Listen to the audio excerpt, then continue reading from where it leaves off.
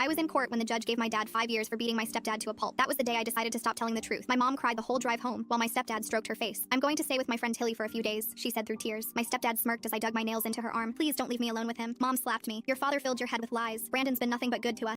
Mom left an hour later with every suitcase we had in the house. Brandon stood by the front door and turned the deadbolt. Click. He put the key in his pocket and ran his beady eyes along my body. Let's talk about what you told your father. I was halfway up the stairs when I felt his hand catch my ankle. I kicked backwards as hard as I could and slammed my bedroom door shut before wheeling my wardrobe in front of it. I tried to open the window and noticed there were screws drilled into the frame. He'd been planning this. I heard the power drill start up downstairs and my stomach dropped. He was coming up the stairs now. Suddenly, I heard the drill outside my door while he installed something I couldn't see. After a few minutes, it stopped and his footsteps walked away down the hall. I pushed the dresser aside and tried the door, but it wouldn't move. He'd locked me in from the outside. We have 3 days, his voice sang through the door. 3 days to teach you what happens to little girls who tell lies about their stepdaddies. I tore through my closet looking for anything useful and found my old Chromebook buried under some clothes. I instantly opened Discord and messaged my friend. Brandon locked me in my room. He's going to hurt me. She responded immediately. Is this about your dad? You promised you wouldn't tell. Before I could type anything back, the screen went black. He'd cut the power. I knew I didn't have long before he had his way with me. I instantly grabbed the lamp from my nightstand and swung it at the window as hard as I could. Crack. An alarm started screaming through the house. While I climbed out the broken window, I could hear him slamming his body against my doorframe. He was laughing, like this was all some game he'd been excited to play. The door crashed open, but I didn't look back. I shimmied sideways along the ledge, barely making my way towards the bathroom window. Before Brandon could figure out what was going on, I grabbed the frame and hit the tile floor hard. There was a small window above the toilet, and I locked the door, and just as Brandon made it the door. I tried to be patient while your dad ruined everything, he screamed over and over. But now he's gone. The bathroom door exploded inward, and he grabbed my ankles, pulling me back. I screamed and clawed at the window frame until my fingernails bent backwards and broke. He was pulling so hard that he slipped, and suddenly I was sliding through, falling into the bushes below. I had so much adrenaline in my body that I didn't even care about the pain. I just forced myself up and started running toward our neighbor Miss Apple's house. I looked back once and saw Brandon walking out the front door, like he had all the time in the world because he knew I couldn't get far. His hand was in his jacket pocket, wrapped around something I couldn't see. Miss Apple's porch light turned on and the door opened. Help! I tried to scream, but it came out as barely a gasp. Honey, come back inside. Brandon's voice was sickly sweet. Miss Apple stepped onto her porch looking worried. Oh my goodness, what happened to you, dear? I collapsed onto her lawn, unable to stand anymore. He locked me in my room. He's going to hurt me. Please call 911. Brandon knelt down beside me with perfect concern arranged on his face. Miss Apple, I'm so sorry about this. She's been having episodes since her father went to prison. He pulled out his phone and showed her dozens of fake text messages from my mom. Her mother warned me she might try something like this. She's been self-injuring, making up stories about people. We thought giving her some space would help. She's been hurting herself and blaming others, Brandon said with this sad, understanding voice. It's a cry for help. We've been trying to get her the support she needs. Miss Apple was already helping him lift me up off her lawn, and I tried to pull away, but she was holding my arm now, believing every word he said. Sweetheart, you're bleeding all over the place. Let's get you inside and call your mother right away. Thank you so much, Brandon said as he picked me up like I weighed nothing. I'll take her home and get her cleaned up. Next thing I knew, we were back inside the house. Brandon set me down on the couch and got the first aid kit from under the sink, started cleaning the cuts on my hands with alcohol that burned like fire. You're going to keep quiet from now on. No one's here to protect you. He reached under the couch and his hand came back up holding rope. 3 days is a long time to be locked in here with me. He grabbed both my wrists and started wrapping the rope around them, but I bit down on his hand as hard as I could, tasting